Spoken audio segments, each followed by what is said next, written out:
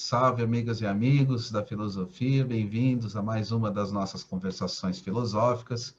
Hoje eu vou conversar com o professor Francisco Mendonça Júnior, que fala de Santa Maria, ele é professor na História na Universidade Federal de Santa Maria, no Rio Grande do Sul, e fez a formação dele toda em Minas Gerais, graduação, mestrado e doutorado na História na UFMG, e tem uma pesquisa muito interessante sobre esoterismo, misticismo, magia, essas questões que eu percebo que tem muita gente que se interessa e às vezes não tem uma porta de entrada, né, para lidar com esses temas. Então, no canal eu tenho tentado trazer algumas pessoas que pesquisem isso, né, tem alguns autores e autoras que têm trabalhado com isso de maneira acadêmica no Brasil, e o Francisco é uma dessas pessoas, então é um prazer muito grande recebê-lo aqui para a gente fazer essa conversa. E vou começar perguntando sobre um pouco dos temas, né? Como que a gente poderia pensar, né, a organização desse tipo de tema na história, até para as pessoas que são de outras áreas, né, que estão pesquisando isso em outras áreas, como na filosofia, né, e às vezes até na literatura tem gente que estuda esses temas também, a partir de autores literários, poetas, né? Como que é esse tipo de perspectiva a partir da história, para a gente começar a conversa, e obrigado pela sua presença aqui no canal. Bom, primeiro, bom dia, boa tarde, boa noite para todos e todas que vão ver e ouvir essa conversa. Espero que seja bem interessante, seja útil de alguma maneira, traga interesses para esse campo de pesquisa no Brasil, que ainda está em construção. E, nesse sentido, eu agradeço muito o convite do professor Caio Souto para poder falar um pouco desse tema que tanto me interessa. Bom, pensar esse tema enquanto objeto acadêmico, principalmente objeto histórico, passa um pouco pela definição do que é o esoterismo.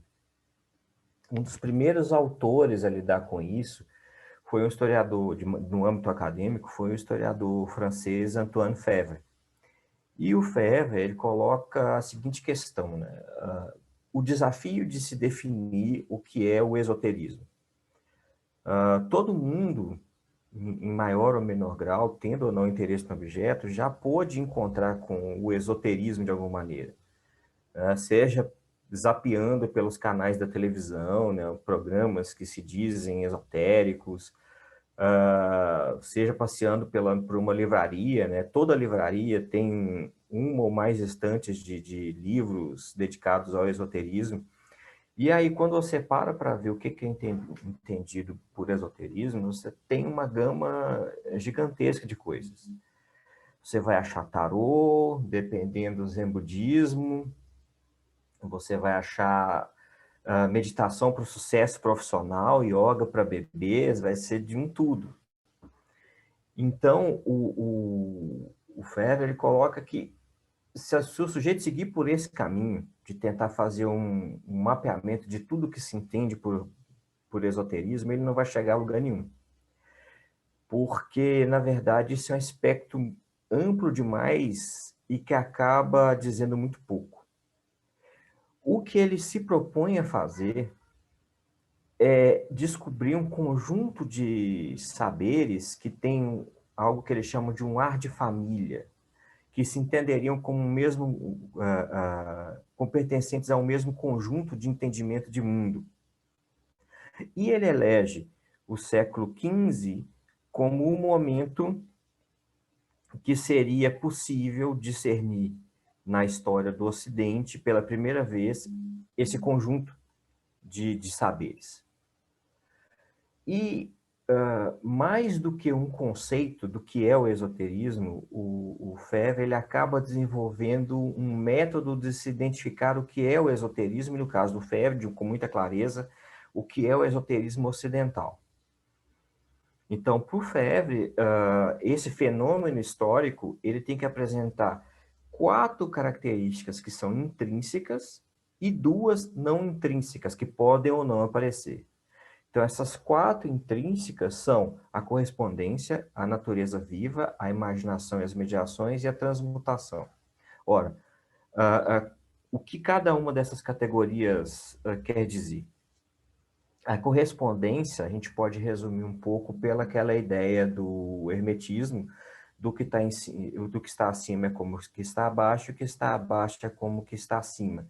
É a ideia de que, usando também termos desse momento da história do Ocidente, século XV, XVI, que o mundo sublunar, ou seja, esse mundo no qual nós vivemos, ele espelha e é espelhado pelo mundo supralunar, ou seja, o mundo dos astros.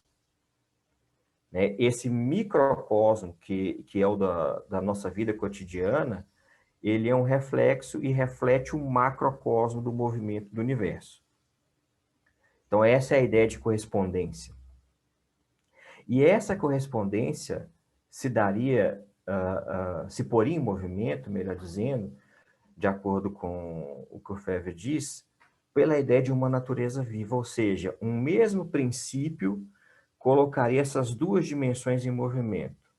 É a ideia de que existiria um fluxo energético conectando tudo isso, partindo do um criador, né? E no caso das tradições esotéricas ocidentais, a gente tem a ideia de criador muito espelhada no Deus cristão, né? Desse princípio que engendra tudo, e com influências herméticas, cabalísticas também.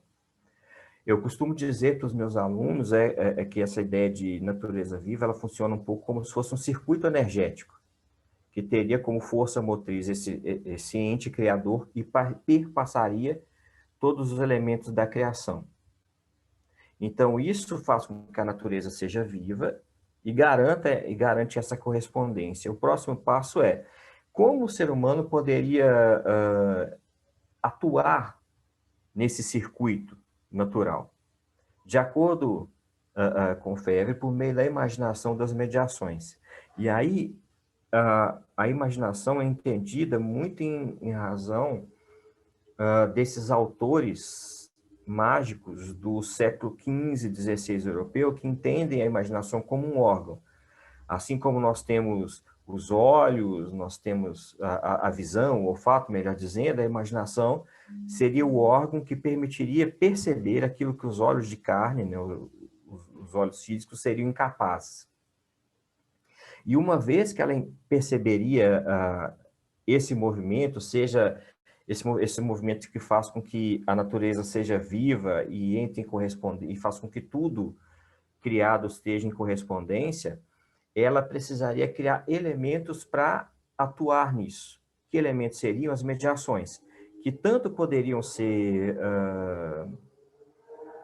como é que eu vou dizer, instrumentos, vamos dizer assim, como os encantamentos, os sigilos, os selos mágicos, como também o contato com entidades que propiciariam essa intermediação, como anjos, demônios e assim por diante. E, por fim, a ideia de transmutação, que é a ideia de que quando o sujeito compreende que existe essa correspondência entre o que está em cima e o que está abaixo, movido por esse princípio energético comum, compreende isso por meio da imaginação, atuando através das mediações, ele transmutaria a sua natureza espiritual.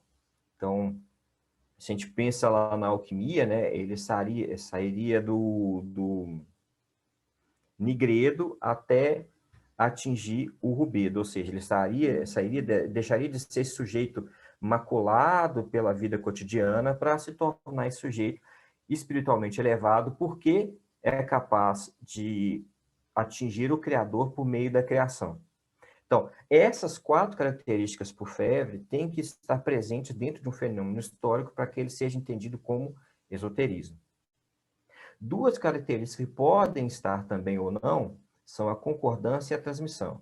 A concordância é a ideia de que todos esses ramos do saber, na verdade, eles derivariam de uma verdade primordial. Então, esses sujeitos que comungam dessas crenças, eles entendem que seja o alquimista, o hermetista, o Rosa Cruz, etc., que eles são, na verdade, releituras de uma verdade única. E a ideia de transmissão é aquela ideia que necessariamente você precisa de um mestre para iniciar um discípulo. É alguém que teve os olhos não carnais abertos para isso tudo, para conseguir preparar o próximo sujeito. O que acontece, essa ferramenta que o Febvre constrói para entender o esoterismo ocidental, ela é publicada isso foi publicado pela primeira vez em um livro da década de 1960 e permanece aí durante os 20, 30 anos como a grande ferramenta acadêmica, pelo menos no âmbito da história, para se tratar com isso. O Febvre, na verdade,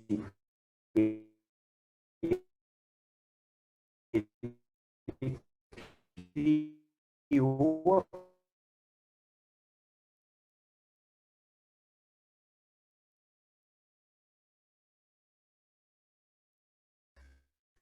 acadêmica para que a partir do momento que essa ferramenta teórica é empregada, ela começa a apresentar algumas limitações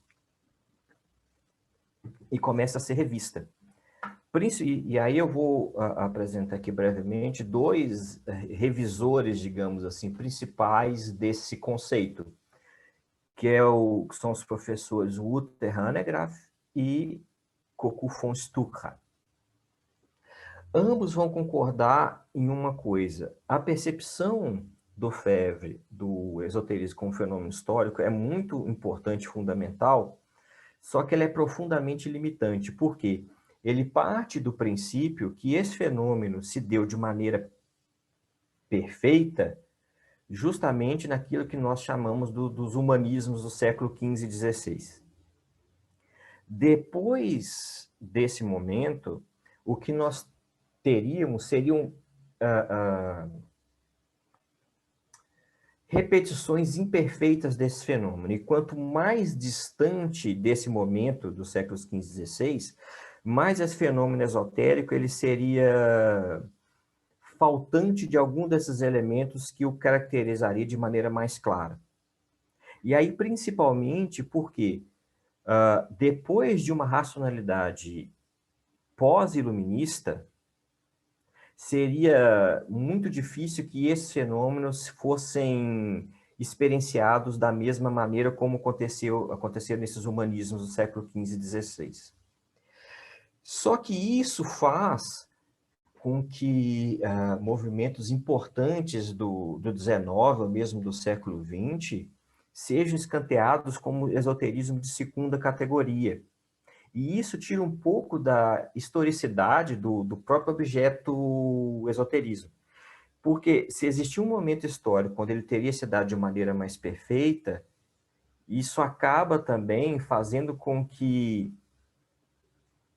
houvesse essa ideia de que o objeto esoterismo seria incapaz de se transformar ao longo do tempo sem se descaracterizar. O que é uma percepção equivocada do ponto de vista da pesquisa histórica. E tem uma outra questão. Ele pertence a essa escola de pesquisa muito tributária do reencantamento do mundo, assim como a Francis Yates, e ele tem um quê também de perennialista, como Mircea Eliade, o Gershon Scholem, o Henri Corbin. Então, esses compromissos explícitos ou implícitos do Febvre acaba fazendo com que acaba criando uma projeção de que o fenômeno esotérico, tal como se deu no século XV e XVI, continuasse sendo repetido, ignorando que todo fenômeno é fruto do seu próprio tempo. Então, a partir dessas críticas e tentando reabilitar os fenômenos esotéricos mais contemporâneos, o professor Hanegraaff, ele tem uma contribuição que é bem bacana, que é entender o fenômeno esotérico, o esoterismo, como um conhecimento rejeitado, acima de tudo. Né? Como identificar o que é um fenômeno esotérico historicamente? É buscar por esses conhecimentos rejeitados. Então, conjuntos de conhecimentos que têm uma identidade própria, muito marcada, muito clara, e que são percebidos pelas religiosidades ou pela intelectualidade mainstream como o outro, o pária, aquilo que deve ser evitado, e também, ao mesmo tempo, esse esoterismo se caracteriza por uma ênfase muito grande em visões de mundo e explicações de mundo muito específicas e que vão na contramão um pouco desse racionalismo pós-iluminista. Então, é essa a contribuição do professor Hanegraaff. O professor von Stuckrad, ele concorda com essas críticas e coloca o seguinte: essa intelectualidade pós-iluminista viu no esoterismo, nas manifestações esotéricas, sempre algo marginal, algo que estaria à parte do desenvolvimento cultural europeu. E é uma outra limitação do conceito, que ele é muito pensado a partir da Europa. E o que o von Stuckrad coloca é que o esoterismo, ele, enquanto fenômeno histórico, ele foi um fenômeno tão importante quanto os outros no campo dos discursos religiosos. Ele não pode ser tratado como marginal na medida em que ele atuava de maneira paritária dentro desse campo de disputa dos discursos religiosos, dentro de uma Europa que seria naturalmente marcada pela pluralidade religiosa, de acordo com o von Stuckrad. E aí, ele também vai dizer que a identidade religiosa, ela não é um elemento a priori. Ela é construída justamente no encontro com essas outras possibilidades, ou seja, né, o indivíduo, essa identidade religiosa do indivíduo ou de um grupo, ela é construída justamente enquanto ele está em contato com o outro. E isso não quer dizer que ela se dá pela exclusão do outro. Muitas vezes esses sujeitos vão criar identidades que vão mesclar vários elementos. E ele dá um exemplo bacana, que é o do Guillaume Postel, que era um sujeito que era jesuíta, cabalista, estudioso do Islã e defensor e um profeta do retorno da Virgem Maria. E, inclusive, ele também vai dizer que, mais do que perseguir um esoterismo, o que o pesquisador deve perseguir é o esotérico. Porque quando você parte do princípio do esoterismo, enquanto conceito, você sempre, enquanto substantivo, você acaba buscando um fenômeno fechado nele mesmo, bem delimitado, ou razoavelmente delimitado. Quando você pensa em buscar um adjetivo, o esotérico, na verdade, você está lidando com esse processo que é dinâmico e que se permite buscar elementos de outros discursos religiosos, e o von Stuckrad está pensando o tempo todo no fenômeno esotérico como um discurso religioso dentro desse campo de discursos religiosos europeus, e você sublinha justamente o dinamismo desse processo. E para o von Stuckrad, o esotérico é justamente esse discurso que tem uma percepção de ser aquele que tem a capacidade de traduzir a verdade, o verdadeiro conhecimento do mundo. Ao mesmo tempo que ele não só apenas traduz, como inicia, como introduz, como qualifica o sujeito também para ser um entendedor desse discurso.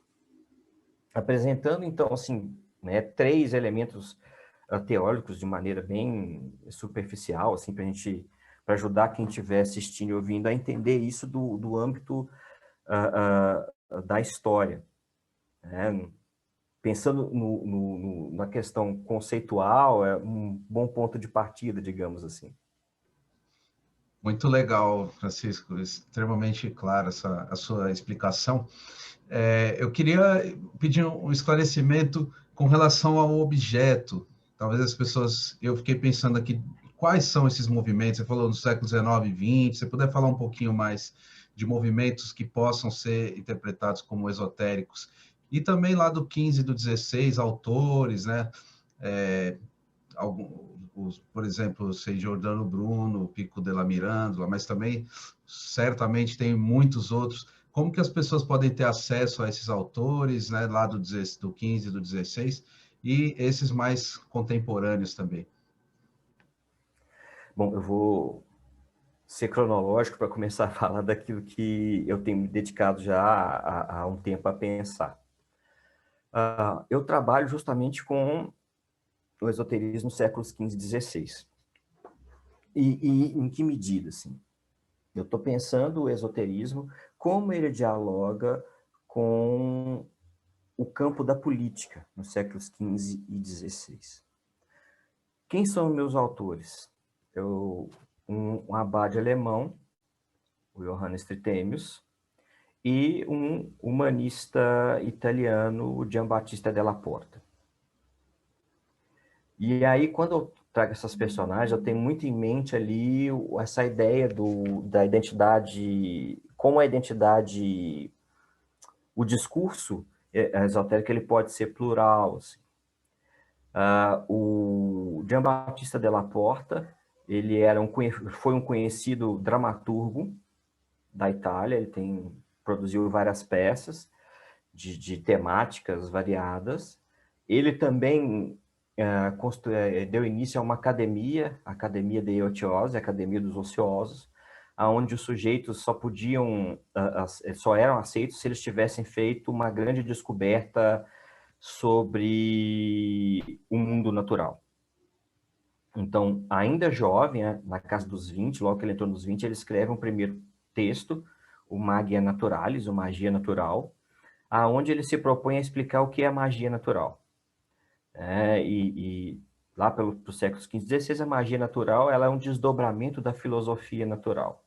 Ou seja, a filosofia é entendida como aquele mecanismo de entendimento, de compreensão, de interpretação do mundo, né, um pouco diferente da escolástica medieval, né, onde o sujeito quer se afastar do mundo para poder entendê-lo por meio da compreensão de Deus, né? Quanto mais afastado do mundo, mais próximo de Deus. Esses sujeitos são altamente empiricistas, os filósofos naturais. Eles querem ir para o mundo, eles querem se jogar na experiência para compreender como o mundo funciona.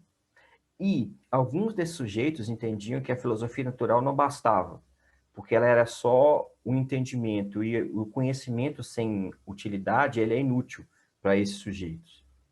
Então, a magia natural seria a forma de intervir nesse mundo a partir do seu conhecimento. E essa magia natural, ela vai englobar uma série de coisas. Então, a cosmética está na magia natural. O Giambattista Della Porta, ele cria um dos primeiros microscópios. Ele faz uma série de experimentos de óptica, mas também tem toda a questão alquímica envolvida. E o que me interessa na magia natural é que tem uma seção, primeiro a definição que ele vai fazer de como as coisas, como a natureza foi criada e como ela funciona, se põe em movimento. E depois, como é possível construir técnicas de comunicação secreta a partir desse conhecimento da natureza. E ele tem um outro texto chamado Desíferes, onde ele vai trabalhar único e exclusivamente com comunicação secreta, e aí muito impactado por essa relação que ele tem com a magia natural. Já o Johannes Trithemius, que eu acabei me dedicando um pouco mais, que eu trabalho com ele desde o mestrado, ele é esse abade alemão da ordem beneditina, profundamente dedicado à igreja. Inclusive, ele foi um grande exortador das reformas monásticas da Alemanha ali do século XV.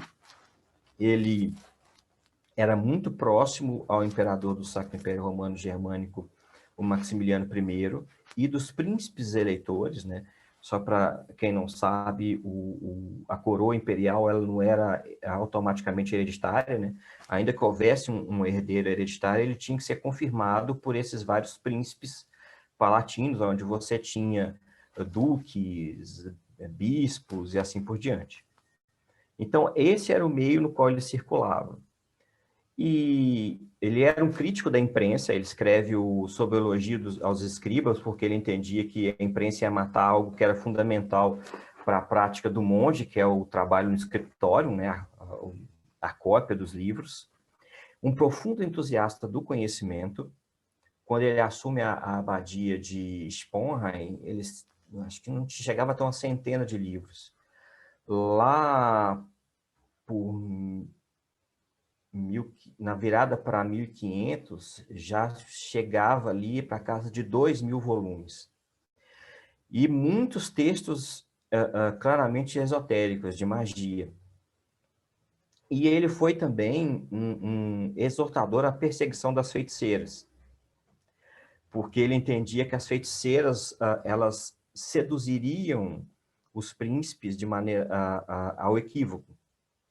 Então, isso é super interessante porque ele não é um crítico da magia, mas é um ferrenho inimigo da feitiçaria. E aí, na virada, em 1499, ele produz a primeira versão escrita da esteganografia, ou a arte de comunicação à distância por meio de espíritos, onde ele, em 3 livros, ele se propõe a ensinar técnicas de conhecimento de escrita secreta, intermediada por espíritos, por meio das quais, principalmente, príncipes, duques e outras personagens políticas poderiam entrar em contato e transmitir seus segredos de maneira segura, e todos segredos de natureza política.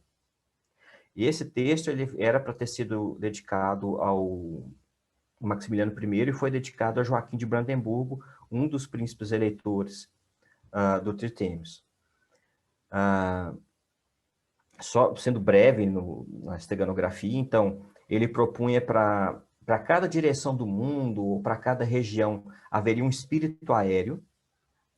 O sujeito que quisesse fazer a comunicação secreta, ele tinha que saber para qual espírito ele ia fazer, ele ia pedir ajuda, de que maneira. Ele escreveria uma carta em latim, que seria um engodo para enganar quem pegasse. No alto da carta, ele colocaria o símbolo desse espírito, para quem recebesse saber com qual espírito teria que lidar. Ele faria um encantamento, receberia esse espírito, transmitiria o segredo para o espírito. Esse espírito ia atrás do destinatário da carta, que por sua vez tinha que fazer um contra-encantamento, e aí receberia o espírito. A partir do 2º e do 3º livros, esses espíritos aéreos se tornam anjos planetários. Então, eles são associados aos vários planetas, bem conforme uma tradição hermética, e com muita influência também dos seferotes cabalistas.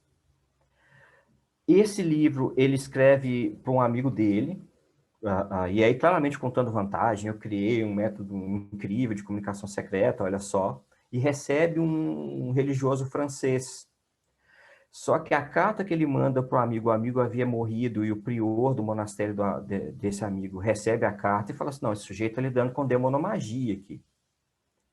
E esse francês, que foi recebido no monastério lá do Tritêmios, lê o documento, fica em silêncio, volta para a França, uns anos depois escreve para um bispo que era amigo comum dos dois, para fazer uma fofoca e dizer, olha, o Tritêmios está envolvido com demonomagia e tal.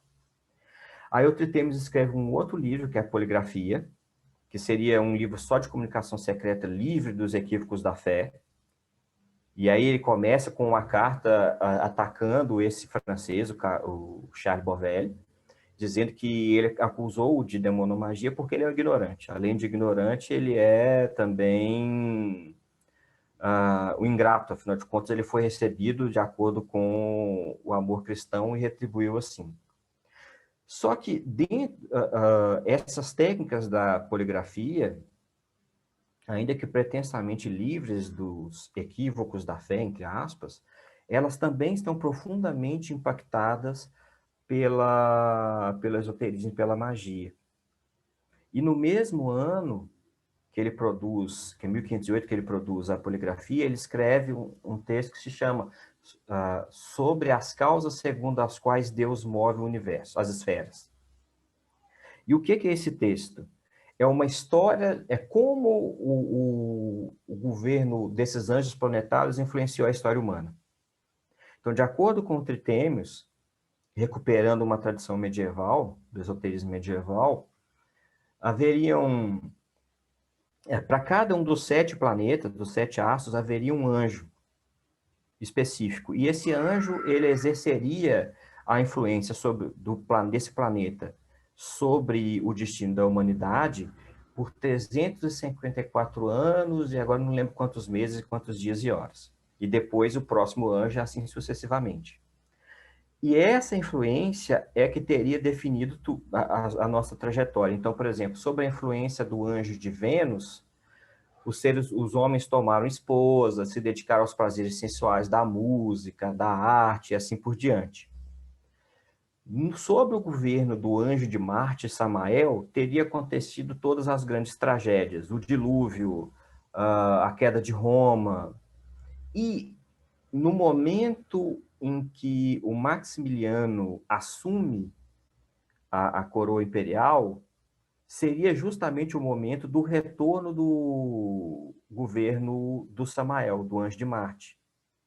E o Tritêmios tinha uma preocupação muito grande em instrumentalizar esses sujeitos poderosos à volta dele, porque ele dependia desses contatos. Então, ele estava muito receoso de como a volta do Samael ia impactar no governo do Maximiliano I. Havia ali, pela primeira metade do século XVI, um pânico generalizado, vários astrólogos previram um novo dilúvio. E o Maximiliano assume muito fragilizado, porque havia uma pressão por vários príncipes palatinos, por uma reforma do poder imperial, que se criasse um conjunto de leis que restringisse e controlasse o poder imperial. E o Tritêmios, ele, logo depois que a esteganografia é conhecida, ele sofre um revés no seu monastério, em Sponheim, porque os monges se revoltam com ele. Não por ele estar envolvido com conhecimento esotérico, mas porque eles falam que ele age por egoísmo, fazendo com que eles trabalhassem demais no escritório, sem necessidade. E é justamente essa proximidade com esses sujeitos poderosos que serve como colchão. Ele vai passar um ano com Joaquim de Brandemburgo, e apesar de toda essa polêmica, ele se torna abade em Würzburg. Então, assim, esse envolvimento dele com o esoterismo não tem impacto nenhum na vida dele. A igreja não o persegue, nada disso acontece. Inclusive, um dos grandes nomes do esoterismo renascentista, humanista, que é o Cornelius Agrippa, que é um nome que as pessoas que têm o interesse no tema geralmente conhecem, tinham o Tritêmios como mestre.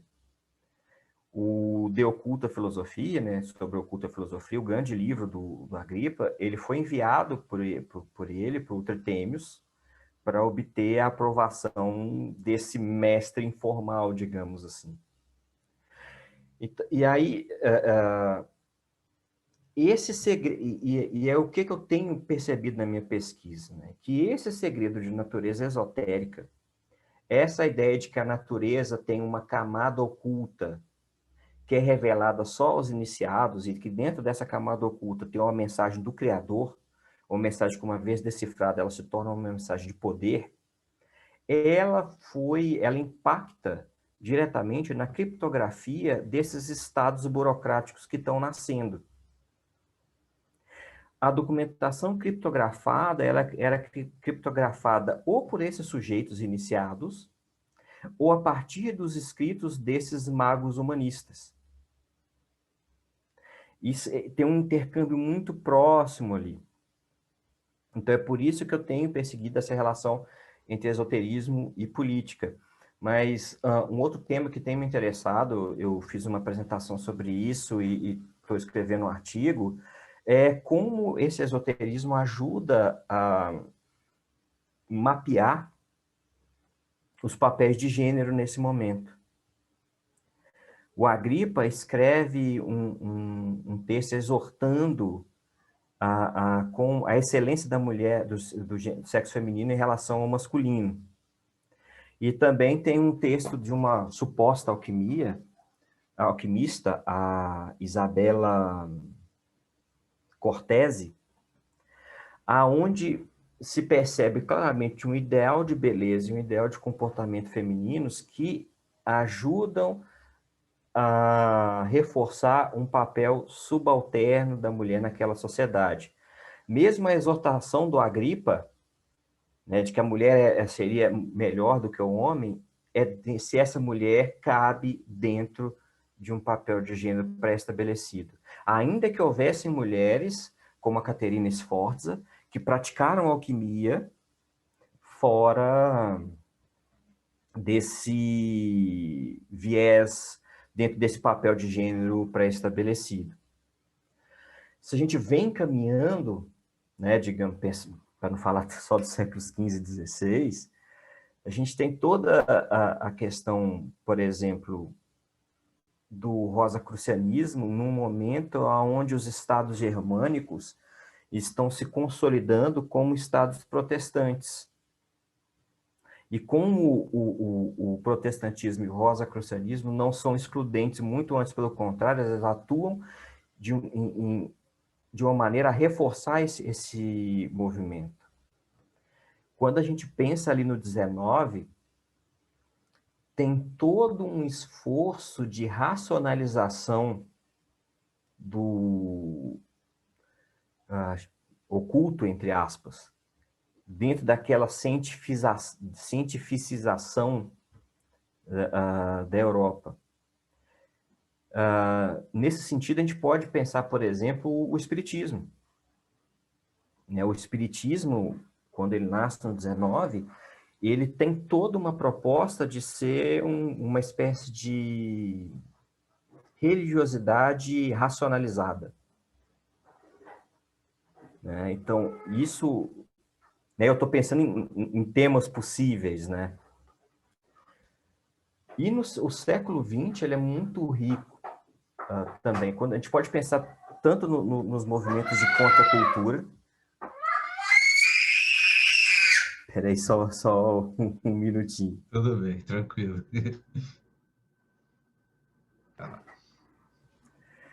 Bom, e no século XX tem muitas possibilidades de pensar historicamente o fenômeno esotérico.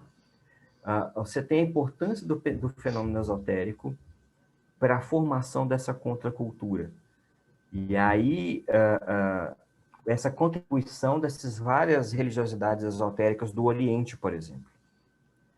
Como vários desses sujeitos que se colocam como, isso já no 19, mas enfim, como representantes de uma nova percepção de mundo, eles têm, por exemplo, como um dos temas marcantes da sua biografia, a viagem para o Oriente, ou a iniciação em tradições orientais.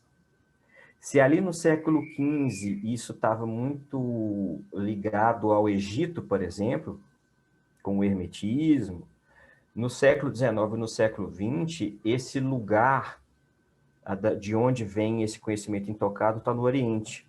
E a gente pode pensar muito nesse Oriente pelo viés do Said, né? Esse esoterismo ocidental que percebe, muito marcado por um orientalismo.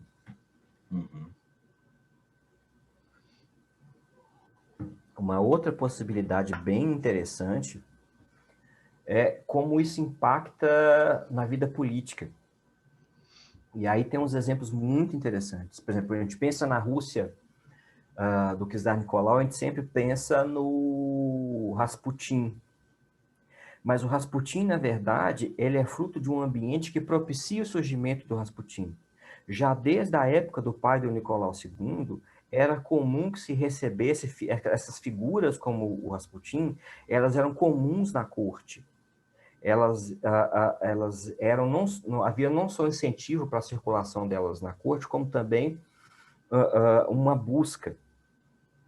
O Nicolau II, em alguma medida, quando a gente tem muito essa ideia de que o Rasputin manipula a corte, essa coisa toda, mas o Nicolau se vale da presença não só do Rasputin, como de vários outros esotéricos, como um instrumento de poder também. A Segunda Guerra Mundial é um outro momento onde você tem esses elementos andando de mãos dadas, assim. O Nicholas Goodrich Clark, já falecido, tem uma série de trabalhos bem interessantes sobre como o nazismo se aproximou dessas correntes esotéricas, porque várias dessas tradições esotéricas, elas previam o surgimento de uma nova raça. Elas tinham a ideia de que um sujeito ia liderar a humanidade por um processo de purificação para se atingir essa nova raça. Então, alguns membros da alta cúpula nazista acreditavam, sinceramente, no que o Adolf Hitler era esse sujeito, que ele era imbuído de uma energia chamada Vril. Na virada do 19 para o 20, foi lançado um livro de ficção científica que falava que havia uma sociedade dentro da Terra que manipulava essa energia, o Vril, e que quando eles saíam, né, desse exílio, era o momento onde eles iam reformar a superfície. E aí essa sociedade do Vril, salvo engano, começou a buscar naqueles círculos germânicos esse sujeito que seria representativo. E eles viram no Hitler essa figura. Não tem com muita clareza em que medida que o Hitler acreditava nisso ou não. Em termos de historiografia, se acredita mais que ele jogava com isso, né? Ele interpretou esse papel para ampliar o apoio ao redor dele. Mas é inegável que, por exemplo, a Ahnenerbe, se eu salvo engano, que é criada como um ramo dentro da pesquisa nazista para justificar o surgimento do povo ariano, ela acaba saindo de uma pesquisa antropológica, arqueológica, para uma busca esotérica dessas raízes, né? Então, a gente tem isso. Logo no pós-guerra, surge, por exemplo, a Savitri Devi, que é uma francesa que não participou diretamente da Segunda Guerra, mas que era favorável aos ideais nazistas e que se batiza como Savitri Devi, escreve uma série de livros nos quais ela defende que o Hitler ele era um avatar da raça superior e que, na verdade, a guerra nazista era essa guerra justa. E o que se percebe é que o neonazismo, ou melhor, correntes neonazistas, têm buscado nessa tradição esotérica nazista, nazifascista, como preferir, do René Guénon, do Júlio Evola, da Savitri Devi, elementos para justificar um ideal neonazista. A ideia de uma raça superior, a necessidade de expurgar a terra daqueles que eles entendem como inferiores, etc. e tal. Então, aquilo que eles não conseguem, se a gente for fazer uma contraposição com os humanistas lá do século XV e XVI, né, aquilo que não é perceptível no âmbito da experiência empírica, afinal de contas, biologicamente, nós somos todos equivalentes, e culturalmente também, essa ideia de inferior e superior são construções. Esses movimentos neonazistas utilizam dessas trajetórias, dessas correntes para justificar. E aí, quando a gente pensa na alt-right, que se consolidou, a gente vê, por exemplo, que vários desses autores embasam pensadores que são fundamentais para a alt-right. Então, por exemplo, a Savitri Devi e o Júlio Evola, eles são leituras de cabeceira de sujeitos como o Dugin, como o Steve Bannon e como o Olavo de Carvalho. Então, essa alt-right foi buscar, ela tem essa proximidade com essa explicação, essa raiz epistemológica esotérica também que está presente lá nos movimentos neonazistas.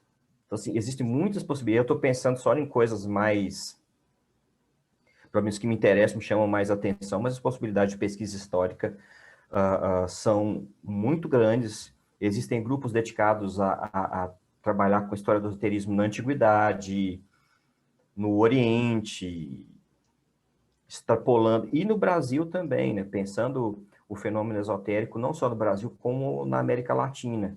Eu co-dirijo o Centro de Estudos do Esoterismo Ocidental, criado e dirigido pelo professor Juan Pablo Bejo, na Universidade de Buenos Aires, e existem pesquisas sobre o esoterismo no Brasil, na Colômbia, no México, na Argentina e assim por diante.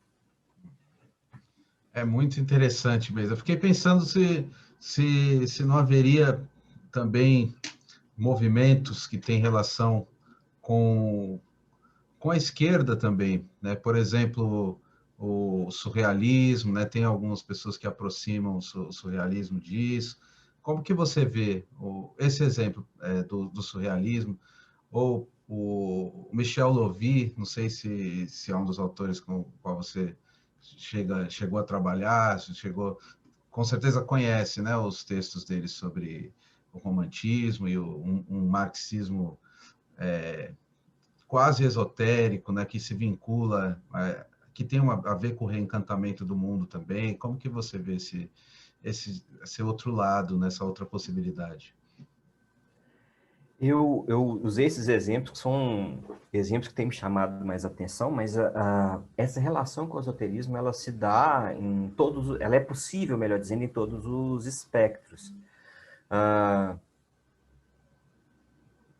Eu estava pensando muito, agora eu pensei no termo e me fugiu. O realismo fantástico, né, que a gente tem contribuições muito fortes aqui na América Latina desse realismo fantástico. Ele bebe muito, ele é muito tributário de várias dessas tradições esotéricas. A gente pode pensar muito, é possível pensar, pelo menos, o realismo fantástico a partir dessa ideia de discursos esotéricos do von Stuttgart. Essa construção de uma identidade... e quando a gente pensa em identidade religiosa, a gente não estou pensando em uma identidade cristã, ou islâmica, ou judaica, não. Mas uma identidade que está atrelada a algum tipo ou alguns tipos de religiosidades, né?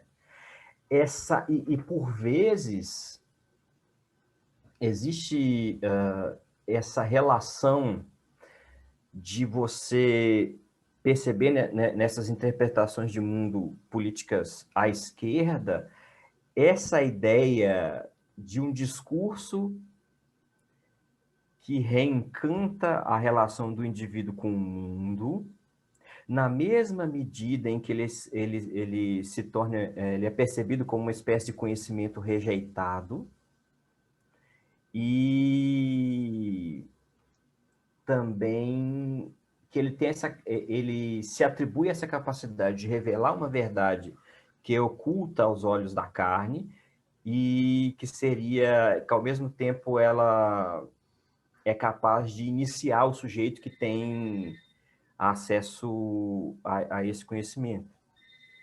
Não é algo, admito que eu tenha muita proximidade ou dedicado mais leituras, mas é possível sim. Porque o mais importante talvez seja frisar, e aí eu vou retornar ao Coco von Stuttgart, que o esoterismo é um elemento, é um fenômeno histórico tão fundamental quanto os outros.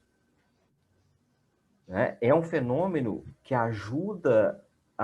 nos ajuda a interpretar o mundo e a nos posicionar no mundo. Ele não é marginal, como muito tempo a academia colocou. Ele é um desses elementos que constrói a nossa episteme da realidade. Perfeito, Francisco. Adorei a conversa, foi muito produtivo. Se você quiser falar agora, para encerrar, sobre seus trabalhos, como é que o pessoal pode ter acesso à sua produção, textos e tudo mais, cursos também. Tá. Eu também, eu adoro, né, sou suspeito, né, é um tema que eu gosto, então sempre que eu tenho oportunidade de falar, eu fico muito satisfeito. Aqui na Universidade Federal de Santa Maria, eu criei o grupo Virtu, né, um grupo de estudos medievais e renascentistas, onde nós desenvolvemos projetos de ensino, pesquisa e extensão. O Virtu ele é acessível tanto pelo Facebook quanto pelo Instagram, né? As pessoas vão ter acesso à nossa página, ver o que a gente tem feito. Nós também tem o blog do Centro de Estudos sobre o Esoterismo Ocidental das Nações das Nações Sul-Americanas, que também, de repente, eu posso combinar com o Caio de colocar esses links na descrição da bio. Isso. Lá a gente fala do que a gente já fez, do que a gente está fazendo, do que a gente pretende fazer. E o CEO Nasu, né, a sigla desse grupo, tem também uma revista acadêmica, a revista Melancolia, com uma tiragem anual, onde nós temos, da qual eu sou o editor atualmente, a gente tem feito um esforço muito grande de criar um espaço onde os pesquisadores, tanto aqueles que já têm alguma experiência, quanto aquelas pessoas que estão começando na pesquisa científica do tema agora, possam ali apresentar os seus trabalhos. Ótimo, eu coloco sim, depois a gente troca mensagens para incluir aqui no vídeo. E muito obrigado, Francisco, pela sua presença aqui, foi muito produtivo. Quem assistiu a gente também, agradeço. Não esqueçam de colocar aí os comentários para a gente continuar a conversa depois. E fiquem ligados nas próximas conversações filosóficas.